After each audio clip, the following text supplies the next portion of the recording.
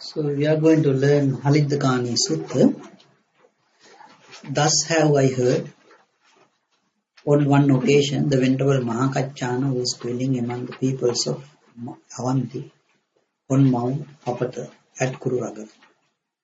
When the household Haliddakani approached the Venerable Mahakachana, paid homage to him, sat down to one side and said to him, Venerable Sir, this was said by the Blessed One in the questions of Magandhya of the Atthakavagga. So these questions of the Magandhya is appearing in the Kuddaka Nikaya, the Sutta Nipata. One person went to give his daughter in marriage to the Buddha. And Buddha was saying that I am not going to even touch from the feet.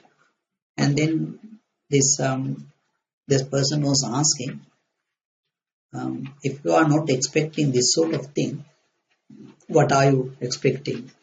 And Buddha gave number of gathas. And one of those gathas is the one that given here, Okampahaya Aniketasari.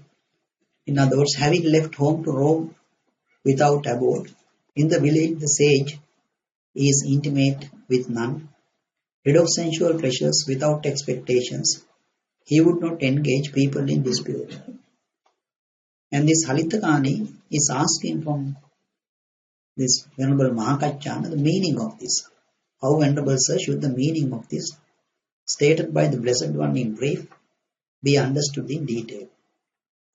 Venerable Mahakachana always explained the opposite term and then explain the term. So the opposite of this one is that having left home, and now he is talking about the home. The form element householder is the home of consciousness. One whose consciousness is shackled by lust for the form element is called one who roams about in a home. The feeling element is the home of consciousness. The perception element is the home of consciousness. The volitional formations element is the home of consciousness. One whose consciousness is shackled by the lust for volitional formations element is called the one who roams about in a home. It is in such a way that one roams about in a home. So there are 4 homes for the consciousness. And you can see in a little while ago we look at that diagram. In that diagram we were looking at 4 homes of consciousness. Remember that when there is a physical nutriment, we come to the barb of lust, we go back and hold the physical nutriment. So that becomes home of consciousness. And the second one, contact as nutriment, we get the feeling. So when we come to the barb of hate, we go back and hold the feeling. So that is the second form. In the third one, because the perception generates this volition and we get the barb of views, we go back and hold the perception. So that is the third home. In the fourth home, volitional formations construct consciousness. When you come to the barb of delusion, we go and hold the volitional formations. So that is the fourth home. So that is what is meant over here. That those are the 4 homes of consciousness. And then, and how householder does one roam about homeless? The desire, lust, delight and craving, the engagement and clinging, the mental standpoints, adherences and underlying tendencies regarding the home element, these have been abandoned by the Tathagata, cut off at the root, made like a palm stump, obliterated so that they are no more subject to future arising. Therefore, the Tathagata is called one who roams about homeless. So these ones we are going to mark in this particular diagram. First, I need to explain this diagram. This diagram is made from a part of the things that we are going to learn tomorrow in the 4 nutriment suffering. So here we have marked physical nutriment and the birth here. And this one is a vehicle. This one has got 4 wheels behind, that is line, harsh speech, this slender and the frivolous talks. Those wheels are rotating. So front we have 2 wheels. There is the physical nutriment on the right side wheel and the left side wheel there is this birth. In the middle you can see there is this coveting and greed feeling, the bodhicitta of misapprehension. the body tie of insistence, that is truth. And this is what is called the drive shaft or the propeller shaft of a vehicle. The vehicle has got something rotating underneath. So the coveting and greed is the universal joint of the car. It is a funny thing that it is linking, isn't it? For the birth, it is linking the physical nutriment. So that is the universal joint. And there is this feeling, that is the gearbox of the car. Contact as nutriment, that is the steering wheel of the car. This vehicle has got brakes. You can see there are 3 brakes marks with the red lines over here. So the first one you can see going to the aging. So when that 4-year-old boy, when he understood that there's some sort of patch coming in his hand, he stopped playing and brake. And when you are sick, you are going to the bed and you are braking. And for this lifespan, you can see this death is the final break. No more of this vehicle, and that after that, not with these wheels anyway. And so how does this vehicle drive? This one has got the front engine and the rear drive. So front engine, how does that works? The physical nutriment, we come to the barb of lust, and then we are going back to the physical nutriment. So it's a one spin. It's like that you have seen old cars where you are putting some sort of shaft and then crank it. So that means you crank once. So this one started rotating. When this one starts rotating there, so then the power is going to this line. For this line wheel to rotate, you don't need much. If you say this leg is mine, then that would be good enough. We are looking at Dhamma from the RN sense. Normally people don't consider it as a lie to say the leg is mine. But it is not yours. And it is shown by those people driving sometimes motorbikes, 3-wheelers and so on. You go on the road, they come and hit you. And then you go to the doctor, and doctor says that we have to cut it and put it out. And then when the doctor cut it and put it out, would you taking your leg home and this is my leg? You don't take it, not near a dustbin. So you can see while it is hanging on to body, you are saying it is mine, and then when this motorbike person has shown you, it is not yours. So the line is good enough. So then this one is actually rotating, and then the other wheels start rotating. So this is how the vehicle is driving. The body tie of misapprehension is the seats. They are in this particular place. So there are plenty of seats. You are the one actually, you are in the driving seat. You are opening the door and let the other people come in. So for example, one way to operate is that let's say you working in an office, and then you present something to the office. And then always, when someone presents something, there are other people who always talks against it. Sometimes the genuinely people are providing feedback, saying that this is bad, this is not correct, this one is correct, and so on. So you don't have problems with those people. But sometimes people are just talk because they have a mouth.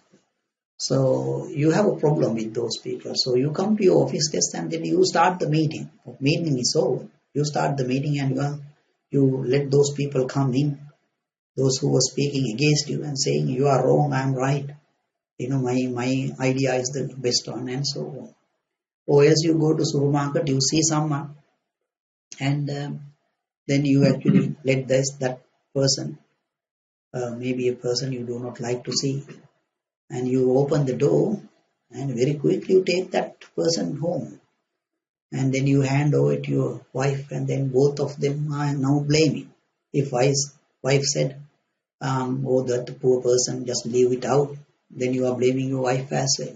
Or maybe you see a beautiful woman, then you take that person in your vehicle going home, but you don't hand over to wife because you will be beaten up when you talk about it. So that's how you take the people inside over here. So let us say that we put a couple over here, a boy and a girl. So when they are actually going somewhere, the girl is saying that there is this, on the top of the mountain, there's a beautiful hotel. So now boy is in the steering wheel, so he's moving the steering wheel, rotating it to go into the top of the hotel, then the thoughts are coming to him. It's a hotel. The top of the mountain, it must be beautiful. And it's a hotel, must have food. And it's a hotel, it must have some rooms. So the thoughts are coming. Although those thoughts are coming while rotating, that vehicle might break down. It may not reach top of the mountain. So whatever thoughts that he had about this hotel and rooms and so on, they did not come to fulfillment. So they all become lies. So therefore these wheels are rotating. One good example for you to take that one is the Buddha. If you ask Buddha to come for a alms, for a meal, would Buddha say, I will come? Never in the discourses Buddha has said that I will come. If he cannot come, he will say that I cannot come. But if he is coming, he will be silent. You see, when you are coming over here, you told your home people that I will go to meditation session and come back. But do you know whether you can? But if you can't make back home, then it's a lie. So Buddha is not saying that one. So you can put a couple over here and run it. So then you can see the line and all the other wheels start rotating. Okay, so in this vehicle, we actually going to mark the desire. So we have marked it as sensual desire, kama chanda. First, what is this sensual things we are talking about, or kama in Pali? It is that when you see beautiful flowers and so on, are they the sensual things? They are not, because they are actually called the 5 strands of sense pleasures. The sensual desire or the kama that you have is that it is the greed for these thoughts. It is something inside you. And so that is this man's enjoyment of the sensual desire over there. You can see the thoughts are actually marked over here. And the left side there is this lust. So whatever the lust you have is for these thoughts, and that is creating this sensual thing over here, the enjoyment or whatever it is. And then there is this sensual desire stemming from that. To understand this sensual desire, let us say that your table is broken and you wanted to construct a table. So you are going on shopping somewhere for something else, and then you see one day in a nearby place where they are selling these wood pieces. That day they are actually selling very cheap. And you didn't think twice. You took those things to your vehicle and take it home, and then you ask a carpenter to come and ask him to construct a table for you. And carpenter, looking at the wood pieces, he is actually saying, these are good for nothing. These wood pieces, the rubber wood, those days people are not making anything out of rubber woods. And these days they are actually using that one as well. So although carpenter is actually rejecting these wood pieces, isn't that in your mind? You are trying to persuade that particular person, you are telling him, can't you actually take 2 wood pieces and make the table strong and sort of do it? Why? Because that you paid the price. And then it was a gain for me because I got it 50% cheap. It is in my garden. Now what I'm going to do with it? So all those things are coming like, behind. That small children, when they play old days, they take a coconut husk and, bind with a rope and they are dragging it. So behind them, this coconut husk is coming with them. Like that, I got this wood pieces for cheaper price. Is coming behind you like a wave. So that there is this thought, and for that there is this lust, and therefore you have the sensual desire coming to arise depending on that one.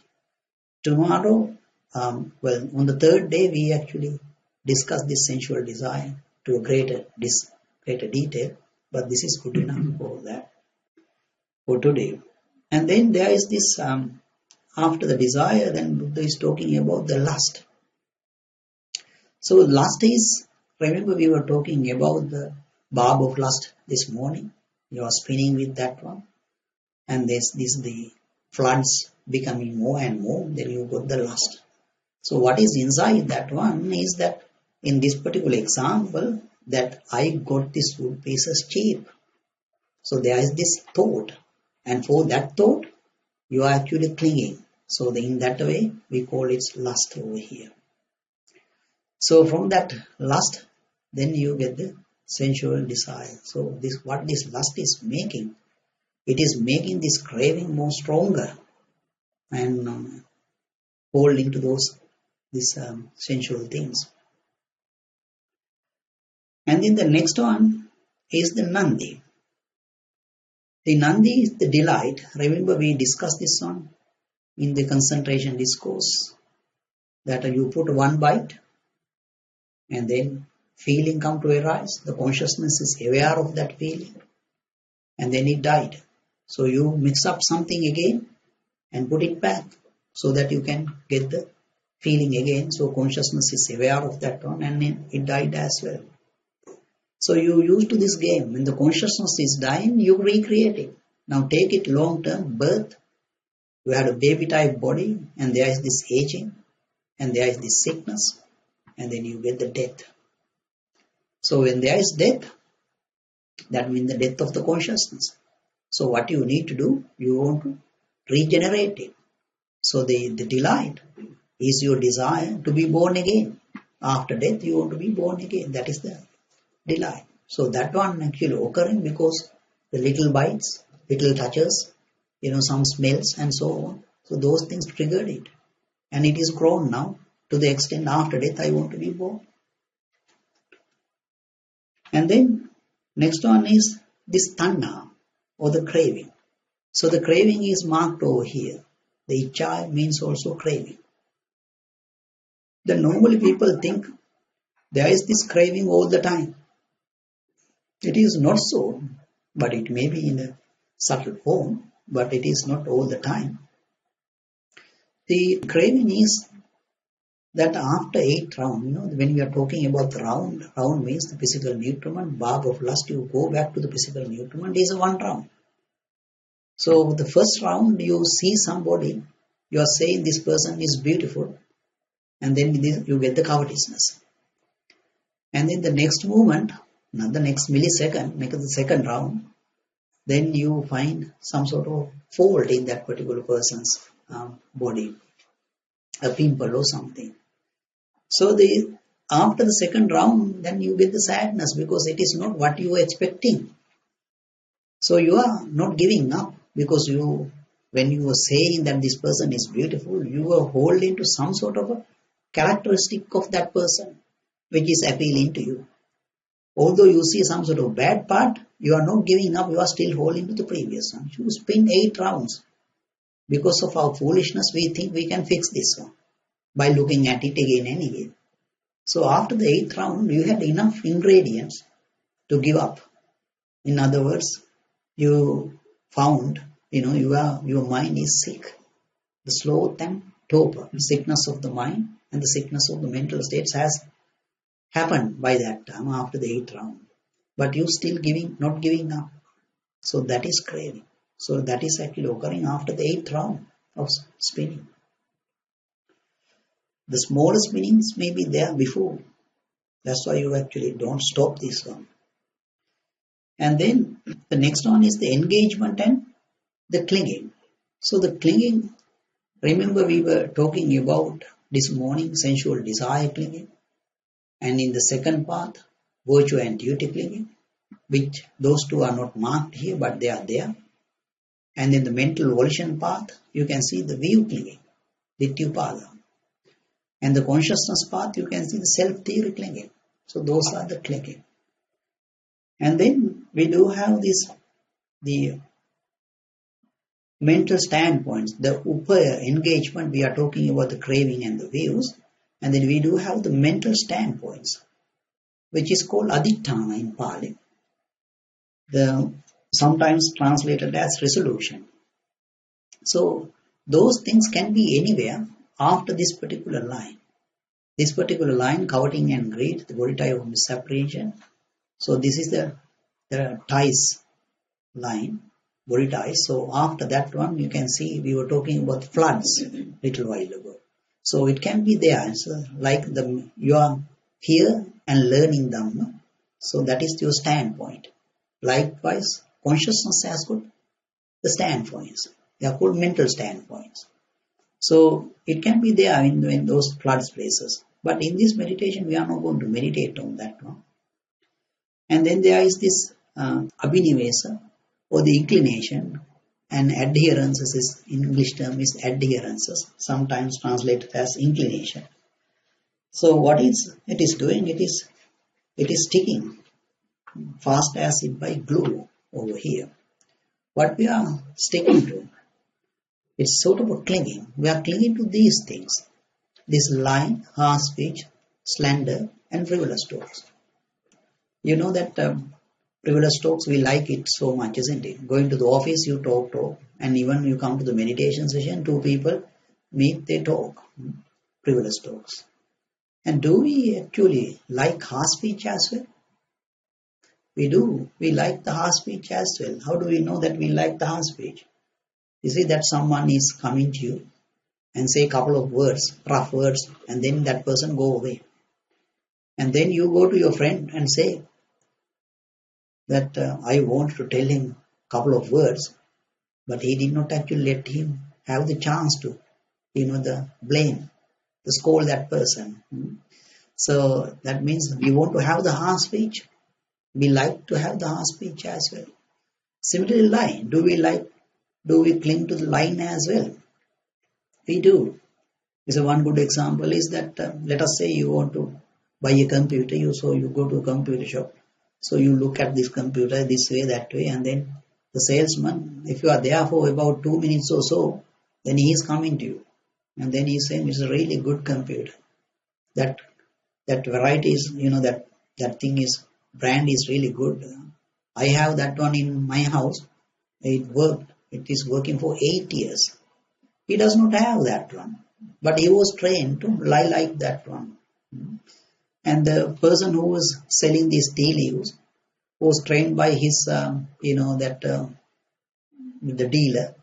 You tell anyone that this is the best tea leaves. And I am also using this one at home.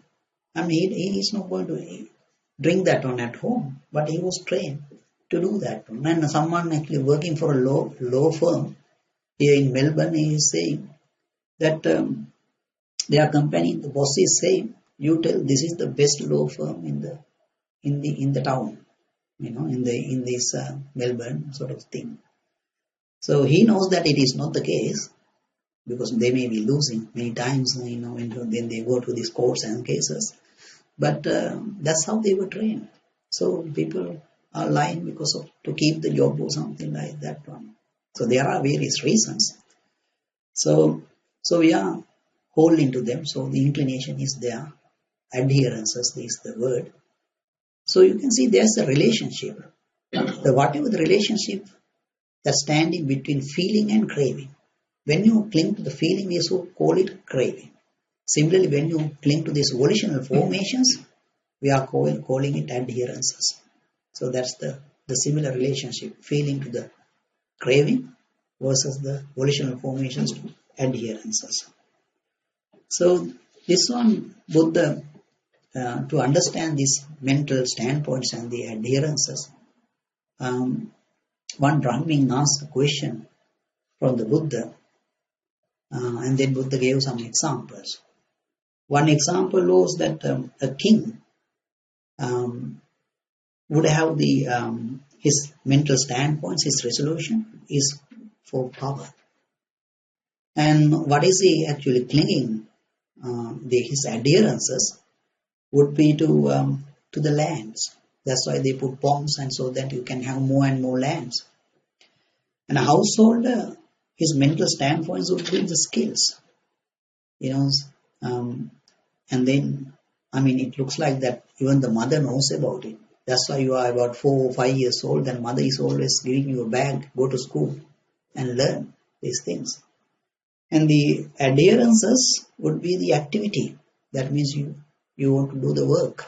Some people are workaholic, isn't it? They can't get out of the work. They want to do the work, and so on. And for a woman, the resolution would be for sons. And the adherences would be to be without a rival. I didn't sort of quite understand this one at the beginning.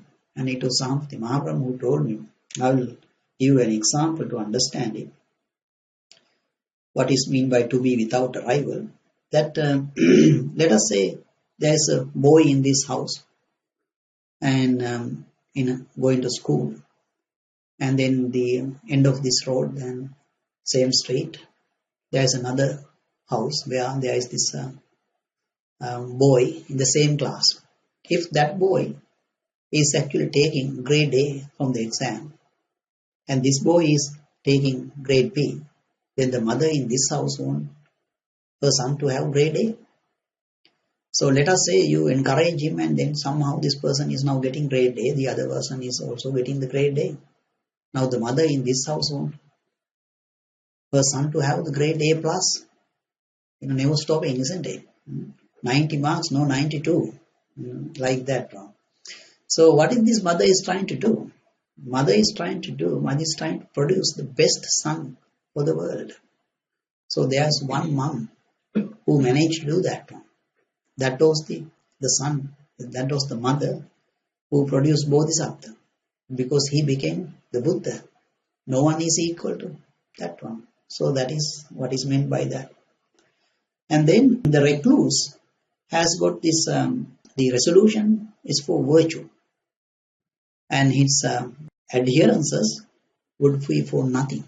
He want to cling to nothing. The recluses don't want anything to be, taken as mine. Not clinging. So that way you can sort of understand this, the mental standpoints and the adherences. So those things and Buddha has got rid of. And then also we are talking about the tendencies. The tendency, the anusaya, is marked next to the feeling. So when there is a pleasurable feeling, the tendency to attachment lies latent in the pleasurable feeling. You are going for that lusty path, that you want to have. Your tendency is to go there. And when there is the aversion, so when there is displeasure feeling, the tendency to aversion lies latent in the displeasure feeling. You are going for anger. And when you have the neither pleasurable nor unpleasurable feeling, tendency to ignorance lies latent in the neither pleasurable nor unpleasurable feeling. So there is these tendencies. Again, we are not going to meditate on tendencies at this moment. So what it says is, these have been abandoned by the Tathagata, cut off at the root, made like a palm stalk. So that is why the Buddha is called one who roams about homeless. Similarly, it says the desire, lust, delight, craving, engagement and clinging, the mental standpoints, adherences, and underlying tendencies regarding the feeling element, the perception element, the volitional formations element, the consciousness element. These have been abandoned by the Tathagata, cut off at the root, made like a palm stalk, obliterated so that they are no more subject to future arising. Therefore, the Tathagata is called one who roams about homeless. It is in such a way that one roams about homeless. So what we have learned so far, out of this Gatha, the first line and in the half of that one, that is what we have learned. So the next half of that first line is Venerable Mahapajjan explain the opposite of that half, and how householder does one roam about in an abode. By diffusion and confinement, in the abode consisting the sign of forms, one is called one who roams about in an abode. By diffusion and confinement in the abode consisting the sign of form, sign of sounds, sign of odors, sign of taste, sign of tactile objects, sign of mental phenomena, one is called one who roams about in an abode. So you are saying, what you see over here, diffusion. Diffusion means spreading freely. And then confinement means to keep within the bounds. So what it means? So, in a nutshell, when you look at someone, would you rather look at the eyes of that person, or would you scan from the top to bottom and then grab the sign and features of that person? I would say that you are scanning. You are taking an image of that one, snapshot of that one at once. And this become apparent. Let's say people come to the meditation session and then you meet couple of weeks later, 1 month later, and then you say, remember that person who was in the 4th row, and this person can't remember, what this person is, and then say, there was a pimple over here, so that means you have actually seen the pimple and you have to grab the sign and features of that one. If the police ask, you are saying that person is this much tall, was wearing this one, and all the features are given. What I'm saying here in people in Sri Lanka, when they apply butter to a piece of bread, the butter is sort of melted over there, so they actually apply every inch. They are not actually leaving any millimeter out of that one. Like that one, you scan from the top to bottom and grab the sign and features of that person. Without you noticing, these things are actually happening. You may be focusing on something, but this is how we behave. People do not see this one, that they actually do this. And later on, they go somewhere like, the cow taking the things and coming out, and again, like that one, you are actually thinking about those sign and features later on, without you noticing sometimes. So this is what it is. Cool. So then that is what Buddha said, this, the roam about in an abode. So why are we actually talking about the previously also we talk about the home. Remember we were talking about the home of consciousness. And here also we are talking about the abode, that means again sort of a home. Why are we talking like that? Buddha does not use the similar words, without any meaning. Buddha is talking about the cause and the condition. The cause and the condition. Cause is hetu in Pali. The condition is paccaya in Pali. So those are two different things. The condition is the general thing. The cause is not a general thing. For example, that if you take a seed and the sprout is coming from that seed.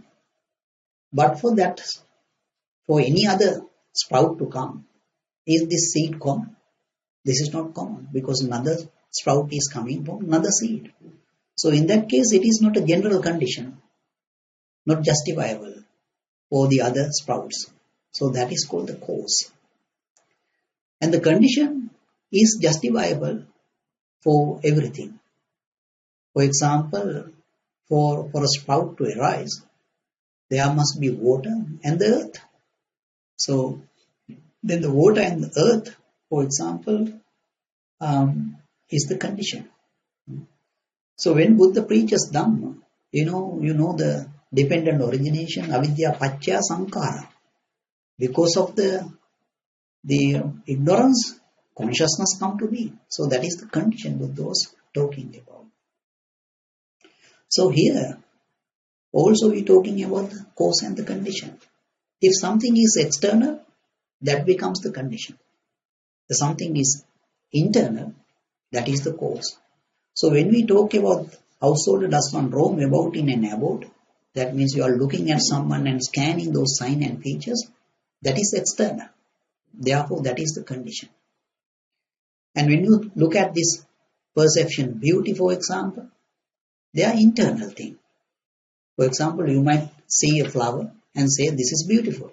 And another person is saying, no, it is not so for me. So the flower did not have that quality. You had that on inside. So that is internal. So the internal things is the cause. So the perception of beauty, pleasure, self, these are the cause. And looking at the sign and features of this physical nutriment of that particular person's sign and features, grabbing them, and that is the condition. So Buddha is talking about the cause and the condition here.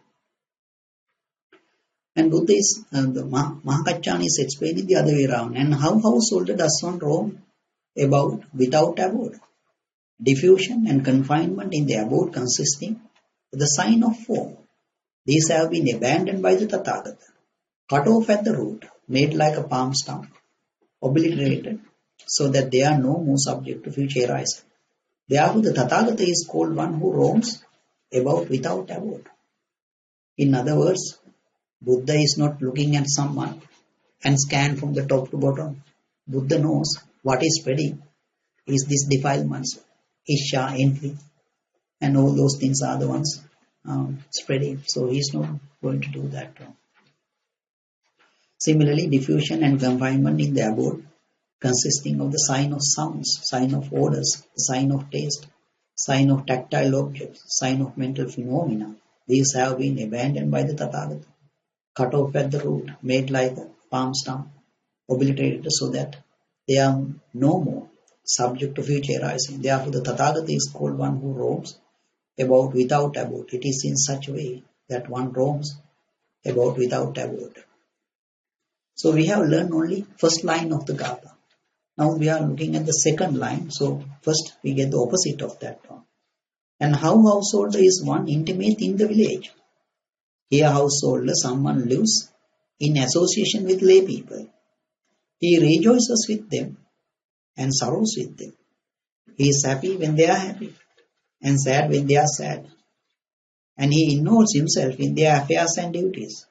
It is in such a way that one is intimate in the village. In other words, a monk is living with the association with the lay people. When the lay person gets a lottery ticket, he is winning that one.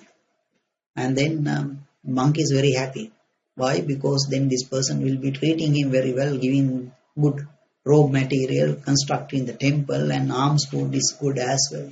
So this is completely something to do with this first term we were talking about, sensual desire. So this Gatha is related one to the another. And then the other way around. And how householder is one intimate with none in the village.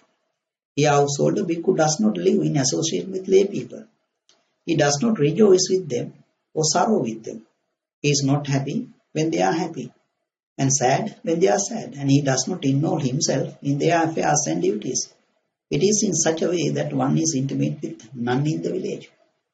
For example, a monk who is going with this alms round with the, those 8 requisite things.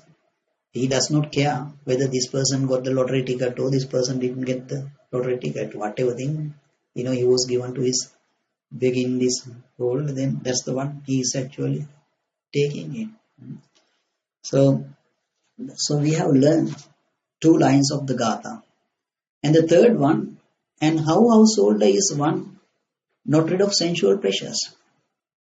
Here householder, someone is not devoid of lust, desire, affection, thirst, passion, craving in regard to sensual pleasures. It is in such a way that one is not rid of sensual pleasures. You see, these words, this sequence, always appear in every discourse in this particular order. The lust, desire, affection, thirst, passion and craving. Why is Buddha saying that one? Because that is the order it is actually occurring. So what is the lust? You can see the lust is in the previous example where this want to construct a table, you got those wood pieces. So now you get these plans are there. The thought is there about these wood pieces. I got it cheap, 50% off. So normally it is actually the 5th round you consider this one as the gain. We keep on spinning. When it comes to the 5th round, you are actually saying it's a gain for you. And in the 6th round, since you got this one as a cheap, so then you got this thought. For that thought, you get the lust.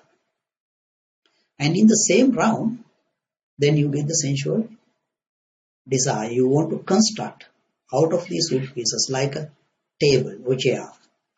And in the same round, in the same 6th round, you get the craving. That is the little craving we are talking about. So that is what is marked over here as the affection. The mother has got the affection for the baby, like one. It's called little craving. It's the same spot it occupies.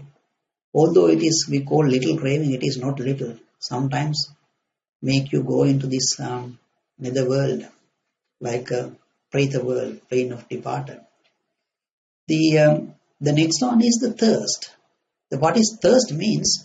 These volitional formations, sanskara, they enter the body type of misapprehension as the permanent. If you die at that particular moment, you can go to plane of departed, Preta world. One good example is that, let us say a mother passed away when the baby is about 1 year old. You know, the time that baby is actually saying these beautiful words like mommy and so on. And so let us say this mother was fortunate enough to be on the mind-made body, and now she actually looking at the baby. Now she can see other people are, cuddling, holding her, feeding her, and then that she is uttering these little words and so on. And the baby is uttering these things. And so the mother is the one who wants to hear about this. Others are treating the baby, but doesn't fit her. She wanted to do that. Because by the time the baby was born, the mother thought that I will live with this baby for a long time. So the volitional formations are permanent. We are going to school together, that dropping her, picking up, feeding and everything. That she was holding to those things. She thought that is permanent. Now she is dead, but still she is holding that one. So what's the best way to achieve this permanency? If you go to another mother's womb, then you are a baby and you are separated from this baby. The best way to achieve this permanency is that you go to Preta world, the plane of departed, so that you can actually be in that house inside. Sometimes you can outside, you come back in, and then you can watch and look. So that is why this affection over here is not little. Although it's little craving, it's not little. It's good enough for you to take into the netherworld, this plane of departed. And then after that one, this after thirst is the passion.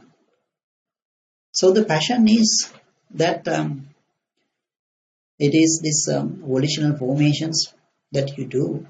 You are not giving up those volitional formations. And one good example is that, let us say that when you are young, you can go to work and you can get coached in a bus or something. Even in the office they say do this, do that. You are capable of doing that and you have got the strength. In the afternoon also you can get into a train and come home and so on. When you are old, what is happening?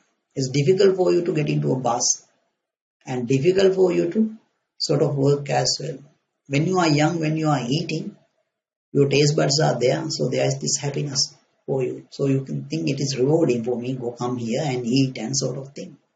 But when you are old, when you are eating, lunchtime, you open your lunch packet and eat, and it's like no taste at all because your taste buds are gone. And then you wonder, why am I coming to work? Why am I having this trouble? What for? These things are not tastier for me anymore. But you still think, oh, my grandson is there, no, I will buy some, toy or something for him, and something like that. So you are not giving up. So in that particular case, you can see whatever you think you are feeling when by the time you are eating. So your feeling has changed, no longer previous feeling. So the change feeling are actually now entering over here. And then the volitional formations that you are going to work, doing the work and all those things are subject to suffering. So they are entering over here from the right side. And what you are going through is the painfulness as pain. You begin with the pain and you are ending up with the sort of a pain. So that is this level. And as I said, now we have come up to the 7th round. So you see the You are going to the plane of departed in the 7th round, and this is also 7th round, but further step, 7th round, 7th step, and still you are not going to give up. Although you are old, but you are not still giving up the job. You want to, treat your grandson or whatever thing it is. You are holding to something, and that is after the 8th round. You are not stopping it. That is the craving. So that is occurring in that order. The 5th round, starting from the 5th round, the 6th, 7th, and 8th round. So that's why Buddha is telling in that particular order. And then Venerable Mahakachana explained the other way around. And how household is one rid of sensual pleasures. Here householder, someone is devoid of lust, desire, affection, thirst, passion, and craving in regard to sensual pleasures. It is in such a way that one is rid of sensual pleasures. In other words, the Buddha is not spinning at all. No rounds. Arahants don't spin. Having seen something, they don't go for the barb of lust and coming back to the physical need. No spinning at all. So all those things are gone. So we are now looking at the 3rd line. The first word we actually discussed. And there is the second term in this one. And how householder does one entertain expectations? So the expectations are marked over here as the plan in the diagram. They are called plans. Here householder, someone thinks, may I have such form in the future? May I have such feeling in the future? May I have such perception in the future? May I have such volitional formations in the future? May I have such consciousness in the future? It is in such a way that one entertains expectations. That is your plan. In a nutshell, what we are talking about, these plans, we always have these plans and then we honor that one. And in the Sutta Nipata, it says that honoring a preconceived view. For example, let us say that there is a husband and wife here, and then husband is saying, tomorrow morning I will go to Canberra and then I will come back in the afternoon. The morning comes, if wife is saying, can you actually go after 11 o'clock? Husband does not like it because he has made the plan. Such and such a time I am there and such a time I do that one. So after the plan you get the view, and then view comes first for us after the plan. So we are honoring that one. So what sort of a plan you have? In a nutshell, that let us say you are walking on a street and then you see somebody got a good nose, and then you are thinking, let me have such a nose in the future, next birth. The nose, that snot is coming out, isn't it? And you are going to have a plan to have such a nose. That is what they said over here. So someone was actually telling me that he is poor because he has not given money. He has not given alms to the Buddhist monks before. He is not a poor person. Now he is actually giving alms and all those things, food, all those things to Buddhist monks. For what? He wants to be born rich the next birth. So that is a plan. So as I said, this plan has been marked over here. That is the expectation. And how householder is one without expectations. Here householder, someone does not think, may I have such a form in the future? May I have such consciousness in the future? It is in such a way that one is without expectations. So in other words, Buddha does not have any plan that I will be born in next world like this one.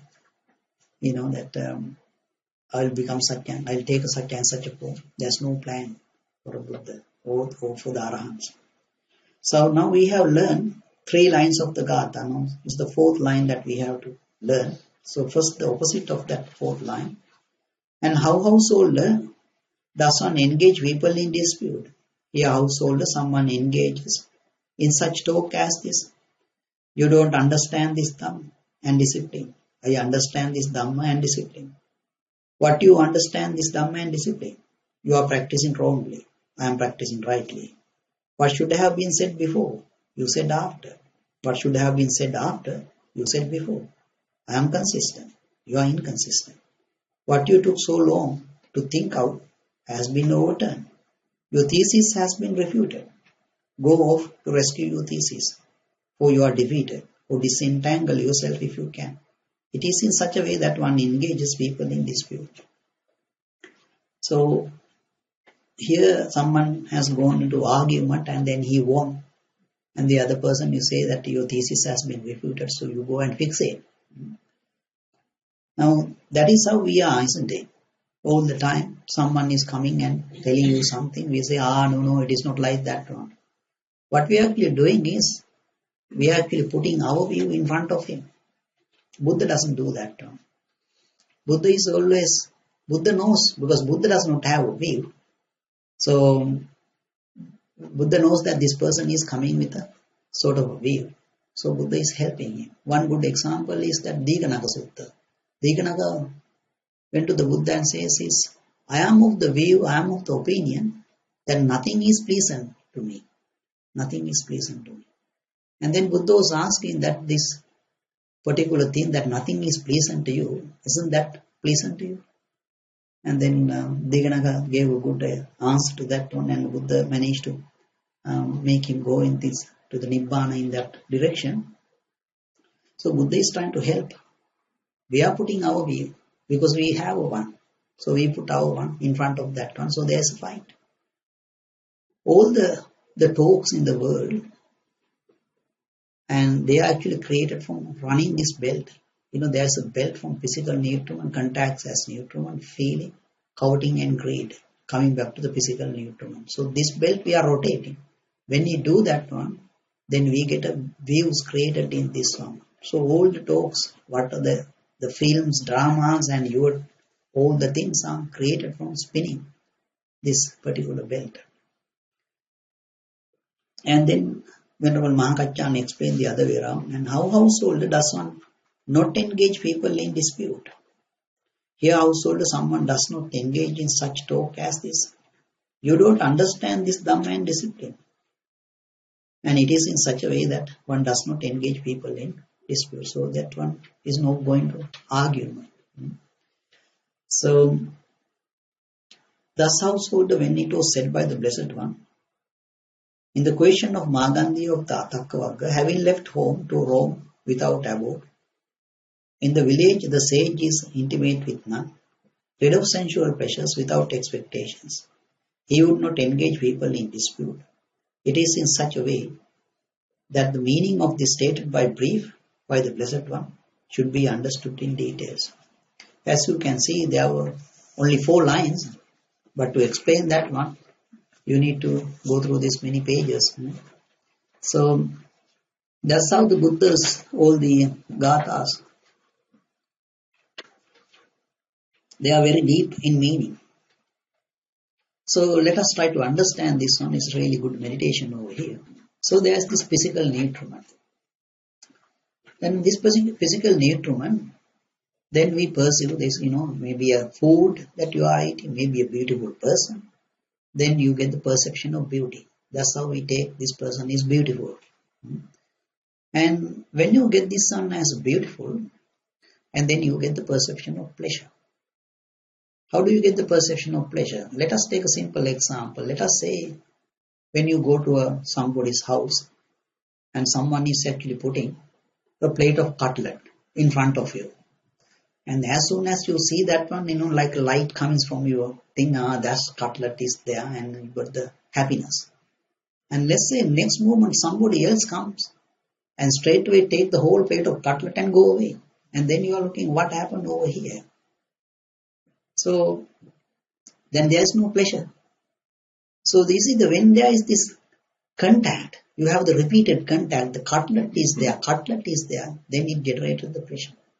So in other words, to the beauty we add the permanency. Cutlet is there. The permanency is added, then you get the perception of pleasure. So when you get the perception of pleasure, remember that mango example where you earned money, paid the bills and saved $10 and you went to the mango dealer, took that rotten mango, cut down and you eat, and there is this pleasure. So that pleasure became the self. You define your life, you had the volition Now I go on with this one, living like this one.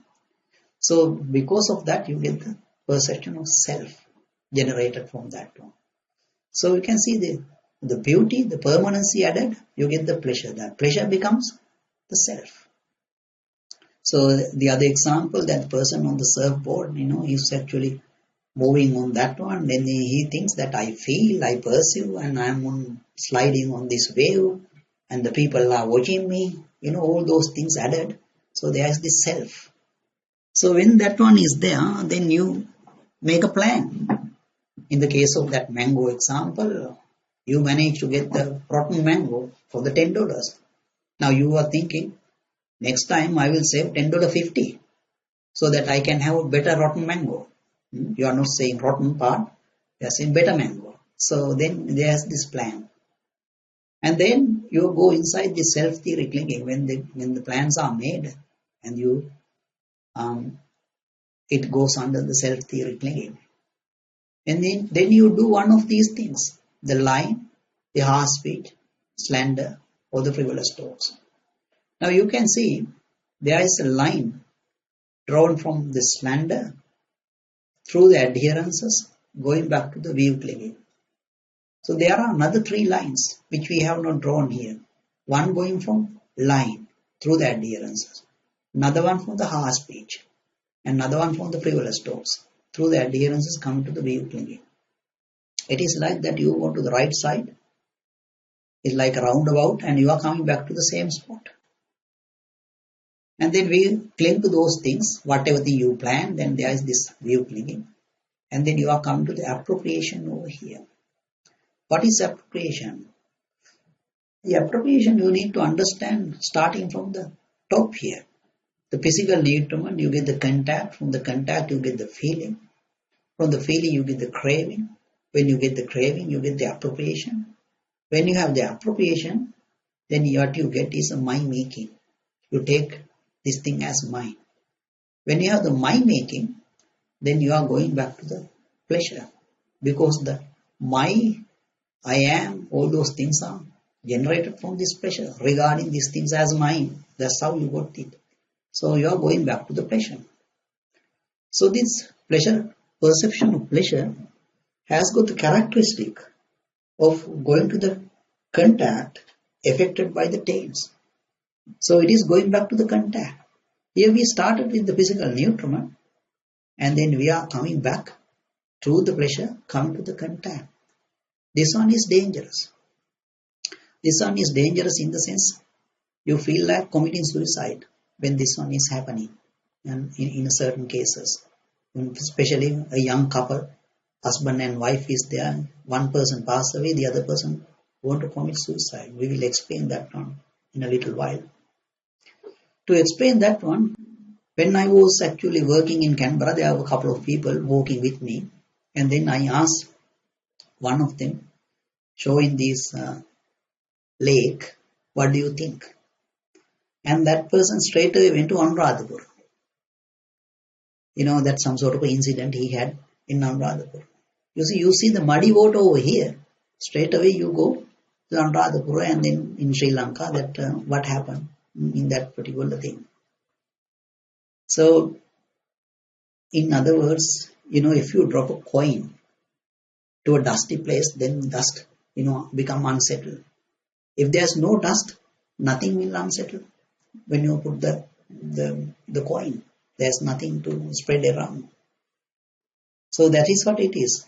To another way of explaining this one, let us say you are in a yellow line. You want to cross the line, and then you are just waiting until the vehicle slow down. And then on the other side, maybe a beautiful woman is there. And then as soon as you see her, then you actually normally go into some sort of a person that you have seen before. You are saying this one is like a beautiful, they are actors or whatever you have seen before.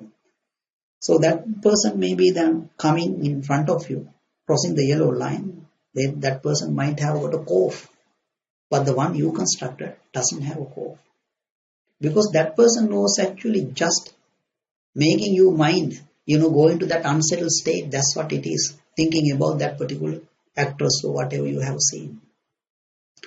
That person might die with a car accident in front of you, but the one that you constructed does not die. It is rotating.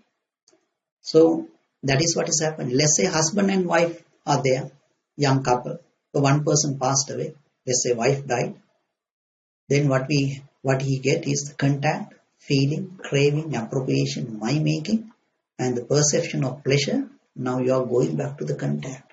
If you are going to the physical newcomer, that is your wife is dead, therefore this particular thought dies with it as well. But since this one is going to the contact, it's remain, it is like a living thing. So wife is not there, this inside, it is living. So then you feel like committing suicide as well. So I have rescued a couple of people like that one. So what is this appropriation? The dictionary definition of this appropriation is very appropriate over here. If you look, a Pali word is parigraho. If you look at the dictionary definition, it says, let me take a simple example, that when you look at someone, is that person is giving you the sort of a permission for you to look at, look at this part of my body, look at that part of my body. No one is giving the permission. But this person is looking at and grabbing sign and features of that person. For what? It says for exclusively use for oneself. So you are adherence, holding to a part of the body and then going looking at that particular person and for the exclusive use for oneself. So if it is mine, exclusive use for oneself means it is mine. So you have the mind making. Since there is this mind making, if you have a Benz car in your house, then you have the pleasure. You don't have the happiness because the Benz car is in the next door neighbor's house, because you have that one. So mind making lead to the perception of pleasure. So you are coming back to contact as the need to know. So the appropriation is a sort of a dangerous thing. See, if I actually cut down this one, when you look at this appropriation, after the appropriation you are coming to the tendencies. And the tendencies you are coming to the obsession here. So it's like a loop. So the appropriation will make you go in that particular loop very rapidly. It is generating it, having something in your mind. So let us explain this obsession then first. The obsession is this, if I am giving you an example, when I was working in Sri Lanka, that there was a colleague of mine who was drinking alcohol so much, very educated person. And one day he collapsed because he's drinking alcohol so much. He collapsed and then doctors had to rehabilitate him and then said, don't drink alcohol. So this person, there was a party in the uni, so he came to that one. And he was with me because I'm not drinking alcohol. And a little while later, that his hands started shaking, the mouth started shaking, the body started shaking, and I was asking what's going on. And then with the shaking thing, he was saying, I want to drink something. Like a drunken fellow, I want to drink something. So he poured orange juice to a glass and then started sipping it as that he is actually drinking alcohol. He said whenever he sees someone drinking alcohol, he want to at least have a glass of water and he sip it like thinking that I am drinking alcohol. So that is the obsession. So what he actually did, so he broke that rule of conduct, isn't it? That is the virtue. The fifth precept, I'm refraining from taking intoxicating drinks. So this obsession is described in terms of the not having the virtue. That is the lack of virtue is the one actually describing the obsession. And the mental volition is described in terms of the obsession. Now you can see this one is a loop. The contact, you can see the physical nutriment, perception of beauty, pleasure, and perception of self. Here you can see we are going to the right side, having a plan, coming back. So it's like a roundabout. Let's cut down the roundabout. You can see when I come to the perception of self, then there is the view clinging, appropriation, tendency, and the obsession. So we are coming back to the physical nutriment here. So this is a one loop. So the danger of this loop, you can see, if this is the former obsession and the former volitional formation, mental volition, then you generate the future obsession and the future mental volition. If the one side is the former, then you get the future ones. Because of what? Because of lack of virtue. Like the taking intoxicating drinks, killing, stealing, all those things let you go in the samsara. That means you are looping through this. So this Gatha, this diagram was actually constructed to discuss something called Aditta Pariyaya Sutta in connected discourses of the Buddha.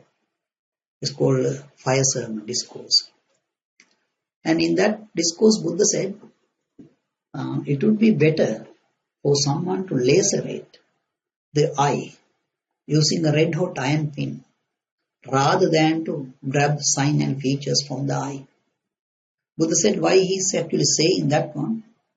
That person, if he dies at that particular moment, he is going to the hell or the animal realm.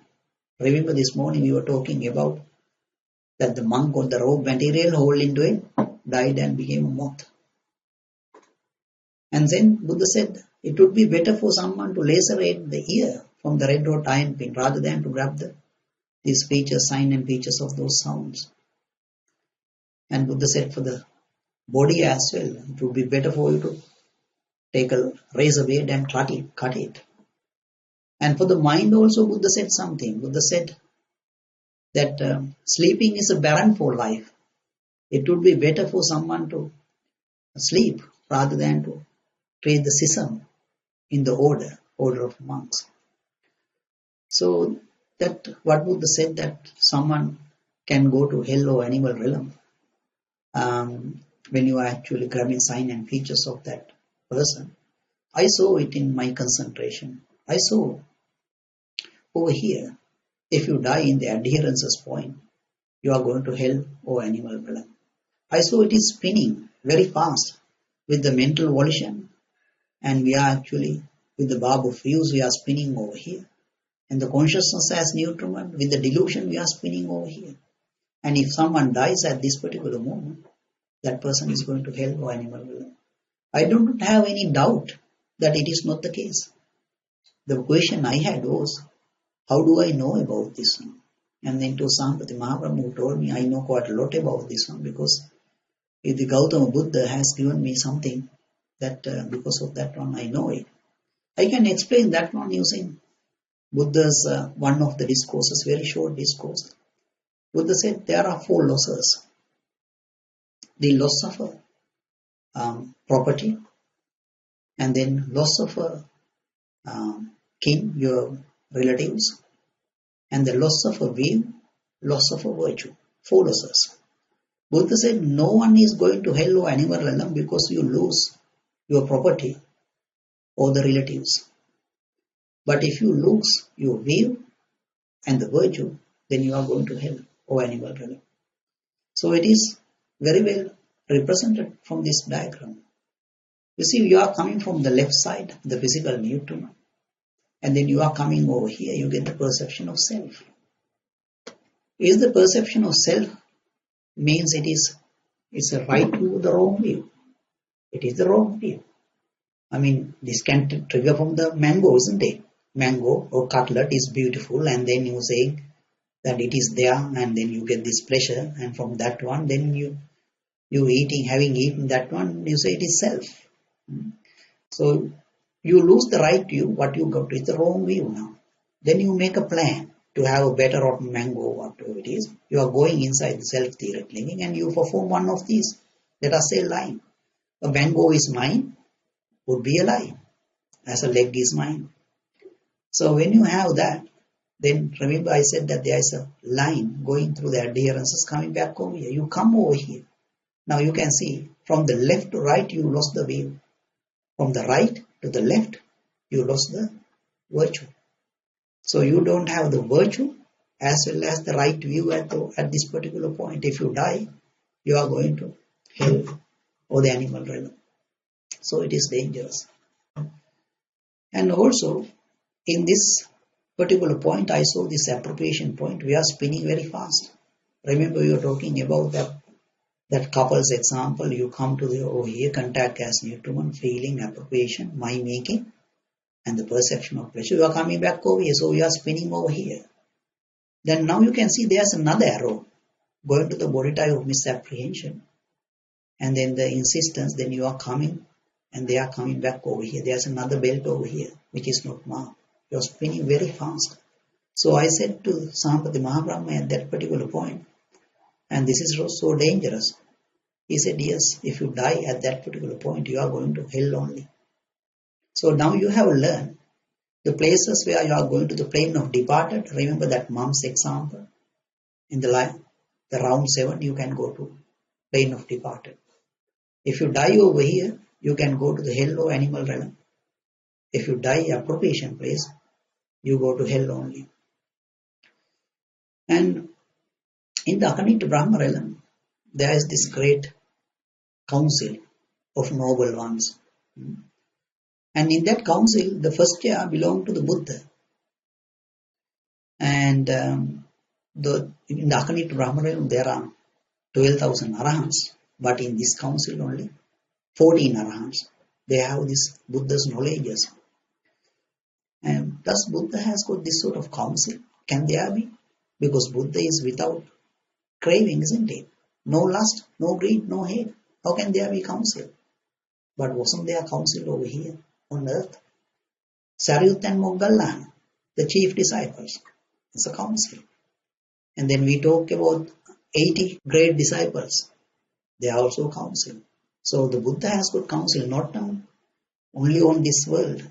He has got counsels in the other worlds as well. So this is a counsel. It's a great counsel. So Buddha is not there today. So when the Buddha comes in, next Buddha, that he get the chair.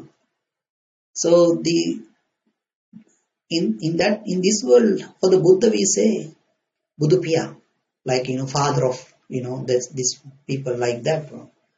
And those worlds are Deva worlds, the Brahma Deva worlds. So they are calling the Buddha, the Devas, the gods, a Buddha. That's what they say. The senior monk, they call Buddhupiya, like the father. So Sampati Mahabrahma's teacher, Tapasvi Buddhupiya, and I call him Tapasvi Buddhusiya. And then he asked me one day, what is the consequence of drinking alcohol? And I know one discourse in the Anguttara Nikaya, enumerated sayings. Buddha said that if someone is drinking alcohol, that person is, if drinking alcohol more often, he is going to be born in hell animal realm, plane of departed in the bad world. And by any chance, if he were to born in the human world, then he is a mad person. I mean, we can see this one while living. And the person who is drinking alcohol, that he is, you are hitting your body and then, shouting at you and behaving like a mad person anyway. So what can you expect after death? The same thing. So I answered as such. And then Tapasvi Buddhusiya was asking, why is it so? Why is it happening? And then I was thinking, it was the time that we have constructed this diagram, early days. So I was thinking it must be something to do with this planning. Then he was asking me to look up. The up means this mental volition. Because of the volition you get the karma. So now I started thinking, how is it going to happen like this? And then I understood that if someone is drinking alcohol quite a lot, that means what he has got is the sloth and torpor. The mind is sick. So tanto, sickness of the mind and sickness of the mental states. So in that case, he does not have the effort. From the effort, you get rid of the sickness of the mind and sickness of the mental states. He does not have the effort. So if he is not getting rid of those things, then that this sensual thought, ill will thought, and the harming thought, they persist in that particular time. He's not getting rid of those things. And when my mind come to that state, and then Tapasi Buddhaya was asking me, where do you get those things? Quite a lot of those things. That the sensual thought, ill will thought, and the harming thought. I remember the hell. In the hell they actually remove my flesh. So harming thoughts are there. Ill will thoughts are there plenty in the hell. And I have seen men sleeping with men. So I was trying to recall to the other side of that. And then Tapasi Buddhaya said, no need to recall that it is there. That is the place. The sensual thought, ill will thought, and harming thought. The hell is like underworld. Underworld over here. They take drugs, drink alcohol, kill human beings, rape women, and so on. So the hell is like that. You see, in the hell, there is this one deva who is supposed to, sort of rescue you from your punishment and so on. And it's one of the demons. It's actually the leader of that thing that punishing you. And so in the hell, animals are there. So what is the animal you have seen on earth, the biggest one? On the land side is the elephant. If you see an animal in the hell, it's really big. I have seen one is actually maybe twice the length of this one, the width of that animal, and is going across the road to the other side. It is so big. In that animal's body, there is a big well, like you are here, and those people, those living beings over there, cut a big well over there. This animal is not dying because of the big body, and so they somehow trap it and take this flesh, and then they eat it, And there are these vegetable, all those things are also there underneath those places. So sensual thought, evil thought, harming thought, quite a lot are there in the hell. Hell is suffering, but those things are there. So if you are shopping for something, would you go to a shop that they are selling little bit of it, or are you going to a shop they are selling quite a lot of it? You are normally going to the shop, they are selling a lot of things. So you are shopping for sensual thought, ill will thought, and the harming thought. The plenty of that one is available in the hell. That's why you are going to hell. Most of them, after passing away, they do the shopping to go to this thing. Nobody is dragging you to the hell. Nobody is pushing you to the hell. It's by your own you are going there. Now some people are asking me this question, why is that my consciousness took me over there? The problem is the consciousness does not have that my part. It is something constructed. Good example would be if you have this time on earth that there are no water. At that particular time, if it is raining, then you are so happy, you are thinking, oh, let this water go on the top of my garden, going through my vegetable patches and sort of let it go like that. But it doesn't go like that. It is actually always going the low-lying area. So in other words, how you have trained your consciousness to behave. So if you have trained it to go for sensual thought, ill thought and harming thought, it is going after that one. So that is the danger. At that particular time, Sampati Mahaprabhu was there. And then he was saying that's why that Bodhisattva, still to be enlightened, when he was, this is in the Bhayabhairava Sutta, that he has done the research, the Aryan research in the world. So when people are saying that it is very fearful, hair-raising places like this forest and cemeteries and so on. So he is going to those places. I mean, we are afraid of going to forest. Sometimes we are afraid staying inside the house. Cockroaches are running around, so you are jumping and so on. And Bodhisattva has gone to those places, fearful places. And when he used to find out what is this fear they are talking about. So when he is going up and down, walking inside the forest, then he hear some sort of a sound. Maybe a peacock, some dropping something or something. And so then he thinks, oh, this is the fear they are talking about. And so when he was going up and down, if the fear comes to him, then he is keep on walking up and down. We would be running out of that place until the fear passes away. If he is sitting down and if the fear comes, then he was not standing up until the fear passes away, because he knew that if he dies without the effort, then he can go to hell or the animal realm. So having known that one, he was actually doing that. So now you learn the few places where you are going to the hell only. And you learn if you die in the adherence system, then you go to hell or animal realm.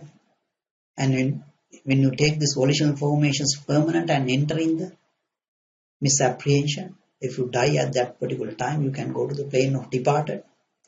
And you learn the consequence of drinking alcohol as well, that you can go to hell, animal realm, bad world. So how do we meditate? Now I will tell you the simplest meditation, shortest one first. And over here in the physical nutriment, you put something appealing to you. Maybe a Benz car, or your body, or maybe a beautiful person, or some sort of food that you want to eat, or maybe a jewelry, something appealing to you as the physical nutriment. And then you think in terms of this condition and the cause. The cause here, perception of beauty. You take it as beauty, and that leads to perception of pleasure. Remember the cutlet example. And when you have the pleasure, then you get the perception of self. So that is the cause. And the condition is, if it is a vehicle, it has got these features and so on. If it is a person, there's places like this one, that place is like that one, sign and features. So the cause and the condition. So you come over here, you have a plan. In the case of mango, you have a plan to have a better rotten mango. Then you go through self-theory plane. And then you come to this line, regarding that mango as mine, or the body as mine, the jewelry as mine, the Benz car as mine, in that sense. So then you get one of these things like line. And if you come over here, then you don't have the right view, because you took it as self. That is wrong view. And then you will line regarding these things as mine.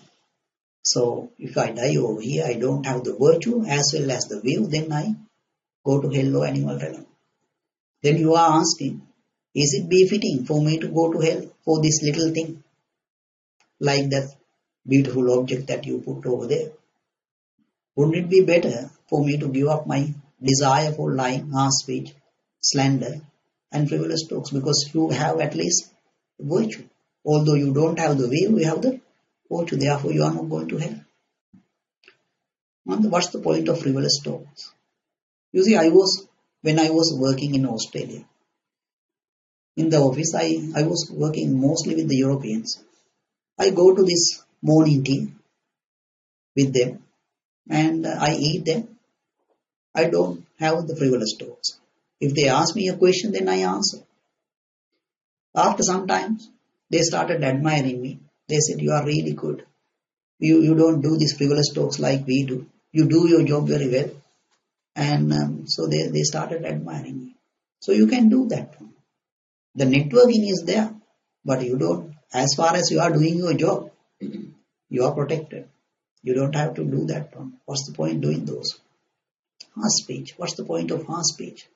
If you blame someone, that person will blame you back. and then both are upset about it. So give up the desire, the attachment to those things. And what's the point of lying? Some people lie just to protect the job. I mean, if you are doing that sort of a job, my advice would be give up that job, find a simple job. Maybe you are half paid, but still you are not going to hell. I mean, with that big job, what you are actually eating, just imagine, the little bit of food in that plate, that's all. That is your happiness. The rest is in your mind. Just because other people are greedy and collecting, you don't have to do this one. So you can give up those things and be safe, not go to hell. Similarly, slander. So that is the first meditation. You put something here, valuable, look at the cause and the condition and the plan, and then if I die over here, adherences, I go to hell or animal realm, it would be better for me to give up desire and attachment for these things. You see, you are actually clinging to these things than you think about it. You are thinking, I'm not doing those things. Always in your mind, you are blaming someone inside, isn't it? Maybe your husband, your wife, your child, or someone on the office one is always rotating. So these formations are there. So your vehicle is always driving you nuts, I suppose, inside it. So think about it. Rather than saying, no, I'm not doing that one, and admit it that we do have this one, and I take a firm determination, I want to give up these things. So you are not going to hell in that case. So that's the first meditation. That is the easiest meditation. For the longest meditation, you need to go through as it is described here in the document from the Venerable Mahakachan. Paragraph by paragraph, you need to go through your mind. Even if you can't do that one, there's something in the middle level meditation that you can do. You see, in the first path, the Buddha has given up quite a lot of things. Perception of beauty. You see, when you look at a person, it's full of impurities. The saliva, excrement, urine, past blood and all those things. But we consider it as a beauty. So it's a wrong thing, isn't it? Buddha has given up that one. Buddha has given up sensual desire. Because of that crap, you have the sensual desire. And then the obsession to those things. And the delight and the lust. And as well as the clinging to sensual desire as well. You are giving up that one. Taking the Buddha as the example. And then in this next one, you can see the contact as nutriment. There is the virtue and due to clinging. The previously that we had the clinging over here, and there's a clinging over here. And also that there is this, from the contact you get the feeling, and then you get this craving. And also you are saying it is pleasurable. Cutlet is there, and you say because of the contact, isn't it? If there is no contact, you don't have that one. So you can see there is this perception of pleasure. Another wrong thing.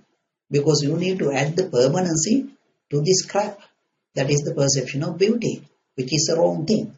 To the wrong perception, you add another wrong perception. Another thing, wrong perception about the permanency. Now you are saying it's pleasurable. So Buddha has given up that one. And saying, so you are also going to give up that. And in the mental volition, and then we are saying perception of self. Having eaten a rotten mango, and you take that one as that feeling that you get, become the self. So Buddha has given up that, and the being clinging. So take the Buddha as the example, as the role model. Buddha has given up. So I am going to do that one as well. And in the consciousness as nutriment, you can see there are many things. Lying, harsh speech, slander, and frivolous talk. Buddha has given up those things. So you give up that one. And the plans, making plans for the future and so on. I mean, what is the plan that you are going to have?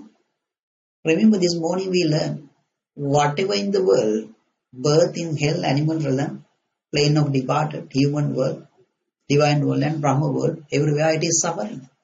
There is no place for you to be born without the suffering. So what is the plan for? There is no need of those things. So give up that one. And self-theory clinging, having personal self. Just imagine having eaten a mango that you think that there is this self existing. having gone on a surfboard, going here and that one, next moment you can see that this person is, self disappear, because the wave disappear, the feeling disappear, the wave disappear. So those wrong things. So you are thinking, I'm giving up these things as well. They are adherences. So take the Buddha as the example and give up. At this particular time, you become smart. You live this moment. Maybe tomorrow you have to lie, but you do not know whether you live for tomorrow. You might, die at this particular moment. So live this moment and give up your desire for these things. So that's the middle level meditation. Start with the first one, the shortest one, and then do the meditation. So let us take sort of 10 or 15 minutes for you to take into your mind to have the discussion, and then we will do the meditation.